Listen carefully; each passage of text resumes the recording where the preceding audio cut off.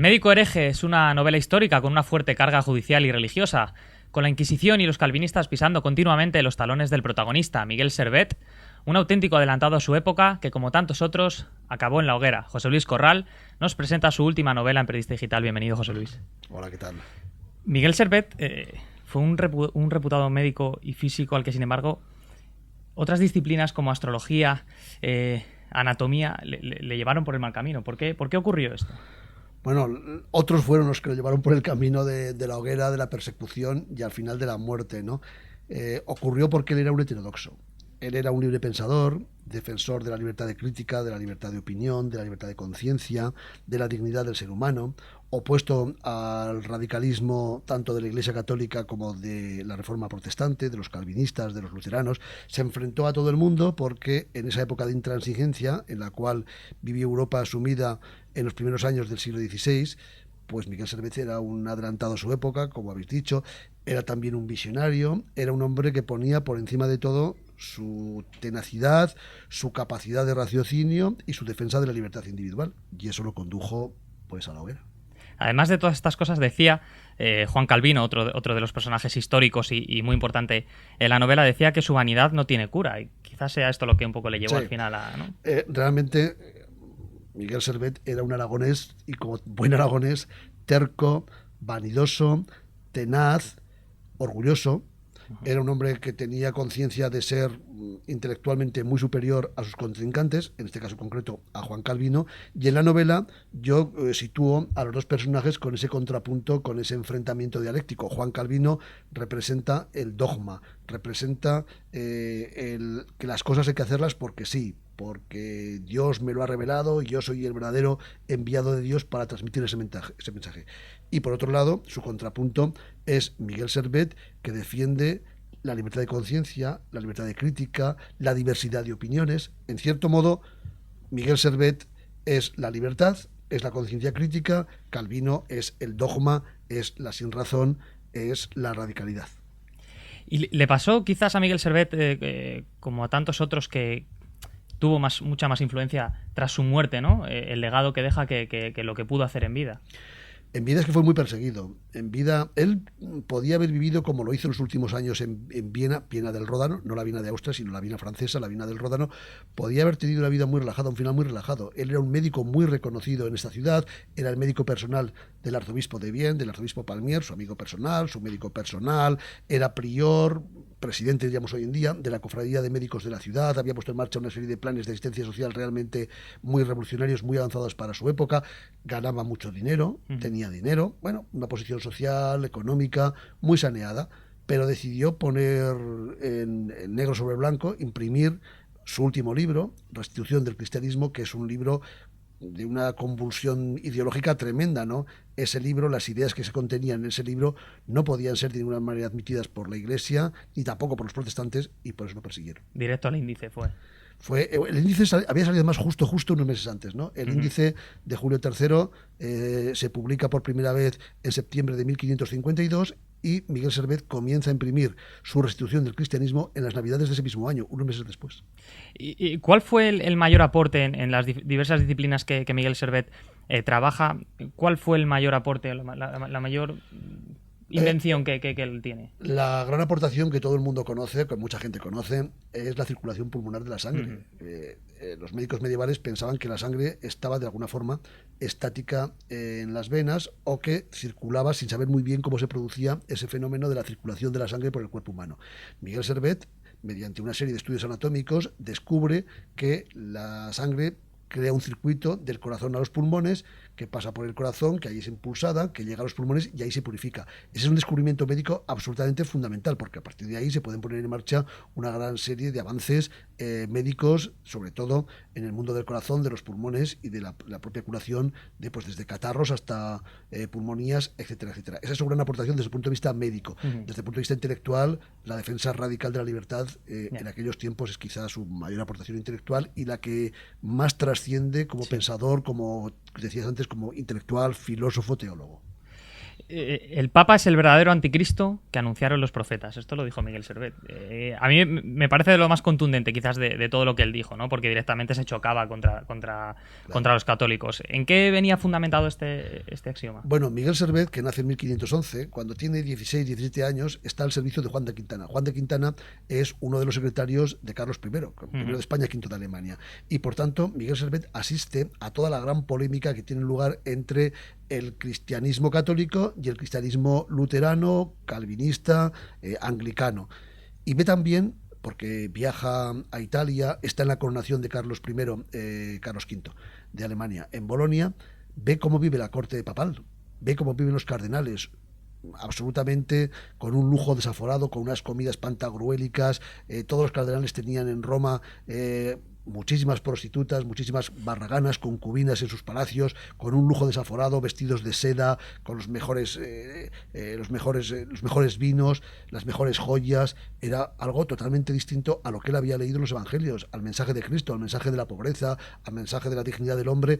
Los cardenales, los papas del Renacimiento no cumplían ni de lejos en los evangelios, y por tanto Miguel Servet se rebela contra esa situación.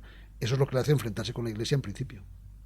¿Mantendría hoy en día, si Miguel Servet hubiera sido eterno, mantendría alguna de las afirmaciones que él llevó a cabo desde la Edad Media? Yo creo que casi todas. Quizá algunas cuestiones en avances científicos, aquello del Big Bang, el desarrollo del universo, sí, le hubieran llamado la atención, pero desde luego estamos en un periodo de recortes, ¿no? De recortes en sanidad, de recortes en educación, de recortes sociales, de pérdida de ciertos derechos adquiridos por los trabajadores. Miguel Servet puso en marcha, por ejemplo, en su ciudad, la ciudad que él trabajó los últimos años de su vida, en Vienne, puso en marcha un sistema de asistencia social por el cual él era el prior, el presidente de esa cofradía de médicos de San Lucas. Todos los médicos tenían que hacer un turno rotativo y prestar gratuitamente sus servicios sanitarios a los pobres de solemnidad que no podían pagarse esos servicios. Fue un adelantado de lo que llamamos hoy en día la asistencia gratuita y universal. Y desde luego en la cuestión de defensa del libre pensamiento hoy estaría en primera línea, porque los derechos se defienden todos los días. Quizá la gente más joven crea que como ya tenemos derechos democráticos, ya tenemos libertad de expresión, etcétera, eso va a ser para siempre, y no es así, ¿no? Miguel Servet estaría en la trinchera, estaría defendiendo las libertades que hoy en día están en peligro. Pero fue el mayor hereje de todos los tiempos, como decía Juan Calvino. Lo decía Juan Calvino, lo decían los papas, lo decían obispos y cardenales. Probablemente fue el mayor hereje de todos los tiempos, y probablemente aquella gente tenía razón, porque su herejía no es solamente una herejía de postular disidencias desde el punto de vista teológico, que si la cuestión de la Trinidad, que si la cuestión de la divinidad de Jesucristo. No, su herejía es mucho más profunda. Su herejía incide directamente en el conocimiento del ser humano, incide directamente en la dignidad y la conciencia de la libertad del ser humano. Y eso, por aquellos poderes tan dogmáticos, no podía ser consentido de ninguna manera. Por eso yo creo que sí que es el mayor hereje del mundo. ¿Qué tiene Miguel Servet más allá del personaje histórico que tiene de su autor, que además son paisanos, ¿no? Bueno, yo soy aragonés como él, ¿no? Él nació en Villanueva de Sigena, un pueblito de los monegros, un paisaje muy duro. Los monegros entonces ya era un desierto, se había deforestado, fíjate el nombre, Monegros, los montes negros de pinos, estaban llenos de pino negro, ¿no? Ya había sido deforestado, y por tanto Miguel Servet vivió en un paisaje duro, ese paisaje duro del Aragón profundo, del Aragón desértico, del Aragón donde no llueve, del Aragón que visto desde el aire es un secarral, ese agujero, ¿no? Y quizá ese carácter tenaz, duro, de ser permanente en sus convicciones, le viene del paisaje aragonés, y también de esa especie de surrealismo aragonés que quizá nace con algunos heterodoxos antes que Buñuel, y que acaba con esa trilogía fantástica de aragoneses que componen Goya, Buñuel y Ramón J. Sender. Otro de los grandes personajes, ya hemos hablado de él, es Juan Calvino. A mí me deja un poco una duda, ¿no? A lo largo de la novela y su personaje en general, su personaje histórico. ¿Fue una buena persona o una persona con maldad? Calvino es un ser tremendamente, creo que como todos, ¿no? Tremendamente contradictorio. Calvino quiere defender al ser humano. De hecho, Calvino coincide con Miguel Servet durante 2 años como alumnos en la Universidad de París, en las escuelas de París, y Calvino ve que la Iglesia Católica ha derivado en esa indecencia, en esa corrupción, en esos pecados, según la perspectiva de Calvino, permanentes, y Calvino quiere acabar con eso. Pero Calvino, cuando toma el poder en Ginebra, cuando se convierte en el verdadero dueño de los destinos políticos de Ginebra, va a hacer lo mismo que había hecho la Iglesia Católica. Su crítica al dogma, su crítica al modo de vida de la Iglesia Católica, él lo aplica en Ginebra. No el modo de vida, porque él es muy austero. Calvino es un personaje que evidentemente ha visto también la corrupción de la Iglesia, el absoluto derroche en el cual vivían sumidos los obispos, los cardenales, el propio Papa, y eso no le gusta, ¿no? Él es muy, muy humilde. Calvino vivía muy modestamente, con un pequeño sueldo que le daba la comunidad de Ginebra, el Concejo de Ginebra, con una cierta humildad, con unas ciertas carencias, pero desde el punto de vista intelectual se convierte en un dogmático y un intransigente radical. Pero precisamente de esto que me hablabas de vivía con austeridad, vivía con modestia, un líder que defendía esa idea, ¿no? Parece imposible que eso pudiera pasar hoy en día, ¿no? Sí, hoy en día los líderes, salvo algún líder del siglo XX como Mahatma Gandhi y alguno más, desde luego los líderes contemporáneos han vivido y viven en la opulencia, ¿no? Nos dicen a los demás que hay que recortar, que hay que tener una mayor control del gasto público, pero en cambio los líderes actuales viven en la opulencia, viajan estupendamente, comen estupendamente, derrochan dinero en fastos que son absolutamente intrascendentes para la colectividad. Los líderes no viven como Calvino, ni muchísimo Debería menos. ser más calvinistas en ese sentido, ¿no? Bueno, vamos a ver si el Papa, parece que el Papa está intentando, sí. de alguna nuevo Papa, ¿no? El Papa Bertoglio está intentando, pues eso, recoger de alguna forma el sentido de no ser tan opulento, ¿no? En sus formas de expresión, vamos a ver. Pero el resto de los líderes, de momento, siguen en la opulencia, sí. Y otro aspecto también parejo a la actualidad de hoy en día, los reformistas hablaban de la corrupción eclesiástica, ¿no? ¿Cuánto, en 5 siglos después, cuánto ha mejorado o ha empeorado esta situación en la Iglesia? Bueno, yo me remito a las palabras del Papa.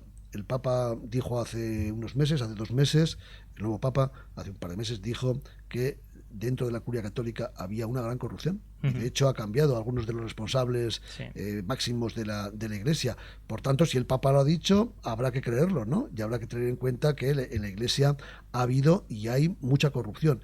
Corrupción económica es evidente. Y corrupción ideológica, pues a las pruebas del Papa me remito. Vamos a ver si pone orden en su casa el Papa, antes de dar mensajes a los demás, que ponga orden en su casa, que buena falta que le hace. Pero lo comentabas ahora mismo, esta riqueza eclesiástica que ya denunciaba Miguel Servet, esto parece que se ha mantenido a lo largo de los siglos, ¿no? Pues mira, la mayor propietaria en estos momentos, en el mundo, la que tiene más inmuebles, más propiedades y por tanto más propiedades, digamos, inmobiliarias es la Iglesia Católica. Diócesis como la de Chicago, como la de Nueva York, algunas diócesis italianas viven en una abundancia extraordinaria y por el contrario hay sacerdotes, hay evangelizadores en todo el mundo que están viviendo en una pobreza o en una austeridad realmente notable, pero en general la Iglesia es una propietaria, es la mayor propietaria de la historia de la humanidad y la que tiene más propiedades en el mundo. Eso es así. Y en tu caso particular, quizás para poder entender algunos aspectos del enfoque de la novela, ¿eres católico? ¿Eres calvinista? ¿Eres reformista?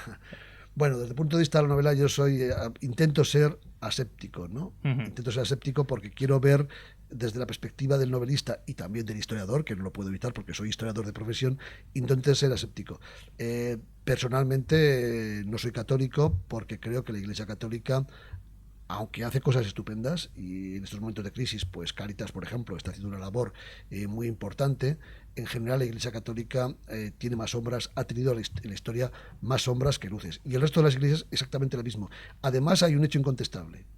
Todas las iglesias, todas las religiones son verdaderas por definición. Y eso es imposible. Que todas sean verdaderas es imposible. Luteranos, calvinistas y católicos coinciden en una cosa en la Edad Media. Bueno, tenían diferencias en algunas cuestiones, pero en la quema de la brujería, todos coincidían. Sí, en eliminar al disidente, en eliminar al heterodoxo, en esto no hay diferencias. Quizá los luteranos son más pragmáticos en ese sentido, ¿no? Pero desde luego los calvinistas eran tremendamente radicales en la persecución de la heterodoxia. Y no te cuento nada lo que era la Iglesia anglicana con el Enrique VIII, jefe además, cabeza de la Iglesia anglicana, a la cabeza, ¿no? Enrique VIII hace una persecución tremenda contra no solamente contra los católicos, que llevaban muchísimos a la muerte, ¿no? Los católicos ingleses, que algunos quedaban después de la conversión de la reforma de la Iglesia católica inglesa a la Iglesia anglicana. Es que hubo muertes, persecuciones, asesinatos de una forma tremenda por parte de Enrique VIII, pero era una cuestión básica del poder, de mantenimiento del poder, de mantenimiento de unas ideas determinadas que Enrique VIII, convirtiéndose en cabeza de la Iglesia anglicana, lo trufó. Por cierto, la Iglesia de Inglaterra sigue teniendo a Isabel II, al rey de Inglaterra, como jefe de la Iglesia católica. Ahora que se habla tanto del Islam, de la teocracia del Islam, tendríamos que mirarnos a Europa y cómo una jefe de Estado como es Isabel II es la jefa, además, de una iglesia. Una cuestión realmente curiosa. Sí, desde luego. Los reformistas, al final, se parecían bastante más a la Inquisición de lo que ellos podían llegar a pensar en un primer momento, ¿no? Con la Iglesia católica. Yo creo que ocurre tantas veces en la vida, en la política, en la sociedad, que se repite esta situación. Efectivamente, los reformistas plantean que lo que está haciendo la Iglesia católica no tiene, evidentemente, nada que ver con el mensaje evangélico. Cuando Lutero clava en la puerta de la iglesia de Wittenberg sus 95 tesis, está diciéndole a la iglesia: por aquí vamos por mal camino, este no es el mensaje de Cristo, hay que ser más austeros, hay que estar con los pobres, la iglesia tiene que ser otra cosa, ¿no? El óbolo de San Pedro, esa cantidad de rentas eclesiásticas que se detraían de los pobres campesinos para construir, que por cierto ahora son estupendas, ¿no? Y ahí son patrimonio de la humanidad, más magníficas iglesias, los palacios, los conventos, el lujo desaforado sobre todo de las clases dirigentes de la iglesia. Ese no es el mensaje de Cristo, evidentemente. Pero luego, algunos reformadores, cuando se convierten en dueños del poder político y religioso en su territorio, hacen lo mismo. No en el sentido, evidentemente, del lujo. Lutero no va a llevar el lujo a los extremos de la vida que llevaban los papas o los cardenales, ni Calvino tampoco, los anglicanos sí, pero desde luego, desde el punto de vista del dogmatismo religioso, son de una intransigencia pues muy, muy parecida a lo que había sido y a lo que era la Iglesia católica. En todos los procesos judiciales que hay en esta novela, que además son muchos, ¿no? Hay fundamentalmente muchos procesos, pero fundamentalmente son dos, ¿no? Hay varios sí, procesos. Pero divididos en varias sesiones. Etcétera, ¿no? Pero fundamentalmente dos, ¿no? El juicio de la Inquisición católica y el juicio de la Inquisición calvinista, sí. Que se parecen mucho. Se parecen bastante. Bueno, en estos juicios se ve un claro partidismo de los jueces casi desde entrada, ¿no? Ha cambiado, porque quizás todavía hoy en día los jueces están teniendo algunos problemas a nivel político, ¿no? Más allá de la independencia política que se les debería presuponer. Bueno, estos jueces, evidentemente, tanto los jueces de la Inquisición católica que juzgan a Miguel Servet en Viena del Ródano, insisto, como los jueces que juzgan a Miguel Servet en la Ginebra calvinista, son evidentemente hombres trufados por una determinada ideología.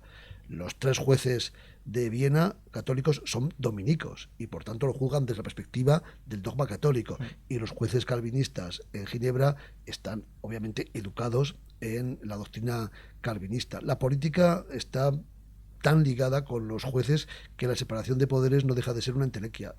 En la Edad Media, en el siglo XVI, evidentemente. Ahora yo creo que también. Los jueces tienen ideología. Los jueces, sobre todo en el Consejo Superior del Poder Judicial, los grandes tribunales, los nombra el gobierno. Los elige el gobierno de turno o mediante unas cuotas de los partidos. Eso es así. Y evidentemente los jueces, como personas que son, tienen ideología, claro, tienen su propia ideología. Sería deseable que la ideología política de un juez no interviniera directamente cuando dictan una sentencia, pero es muy difícil que un ser humano pueda desprenderse de todos sus condicionantes, y los jueces en muchos casos no pueden hacerlo, evidentemente. Me hablabas antes de que Enrique VIII, prácticamente era todo por el poder, ¿no? Esto se puede trasladar a hoy en día, salvando las distancias, ¿no? Evidentemente no hay muertes o no de aquella manera, pero da la sensación de que hoy nadie dimite, nadie desaparece, nadie... ¿Se puede mantener esta teoría? Sí, yo creo que el ser humano ha tenido muchas pasiones. La pasión de Miguel Servet era evidente, era la pasión del conocimiento, era la pasión de la cultura, era la pasión de la libertad, de la inteligencia, de esas sensaciones, de la dignidad del ser humano, ¿no? Pero a lo largo de la vida uno va teniendo muchas pasiones, ¿no? La pasión amorosa, bueno, dicen que se acaba con los años, ¿no? La pasión sexual, la pasión de la amistad, se pueden apagar, pero hay una pasión que una vez que se prueba dentro de cualquier persona, nunca desaparece, y se puede tener desde los 10 años hasta los 100, que es la pasión del poder, ¿no? Y yo creo que la clase política europea está, bueno, toda la clase política mundial, ¿no? Está trufada de tal manera de la pasión del poder que sacarlos de ahí de una forma, diríamos, pacífica, tranquila, es casi imposible. Sí. Por eso las democracias europeas, las democracias occidentales tendrían que poner en marcha un sistema de plazos. Pero ojo, no estás 4 o 8 años en un cargo y luego pasas a otro. No, estás 8 años en política y te retiras. Y por lo menos un periodo de 4 años para reflexionar. Porque eso refresca mucho las cosas, ¿no? Y además evitaría el que los políticos se agarren al sillón, como decías, y que no dimita ninguno. Miguel Servet no era así. Desde luego. José Luis, la última. Este libro trata al final sobre una guerra de religión que se estaba gestando. 5 siglos después parece que esto tampoco ha pasado en la historia, ¿no? No hemos aprendido nada. Miguel Claro. Servet da ese mensaje. La intransigencia religiosa lleva al enfrentamiento civil, lleva a la guerra y lleva, por supuesto, a la catástrofe. Europa se sumió en una guerra de religión tremenda. Todo el siglo XVI está llena de guerras religiosas. El siglo XVII, incluso el siglo XVIII. Pero fíjate, hace 20 años, 23 años, en los Balcanes, en el corazón de Europa, se mataban croatas católicos, serbios ortodoxos y bosnios musulmanes. Sí, sí. Hoy en día se siguen matando musulmanes de uno y otro lado, de una y otra facción, chiitas, sunitas, talibán en Afganistán, o las facciones que se están matando en la guerra civil de Siria. Y palestinos y judíos se han matado y siguen matando a lo largo del siglo XX y primeros años del XXI, ¿no? Eterno. No hemos aprendido absolutamente nada. Cuando la religión se lleva a ese extremo, la religión se convierte en algo realmente a criticar, porque no puede ser que en el nombre de Dios se haya matado a tanta gente. José Luis Corral, muchísimas gracias por acudir a Periodista Digital a presentarnos El médico hereje. Mucha suerte con el libro. Ha sido un placer. Muchísimas gracias. Gracias a ti.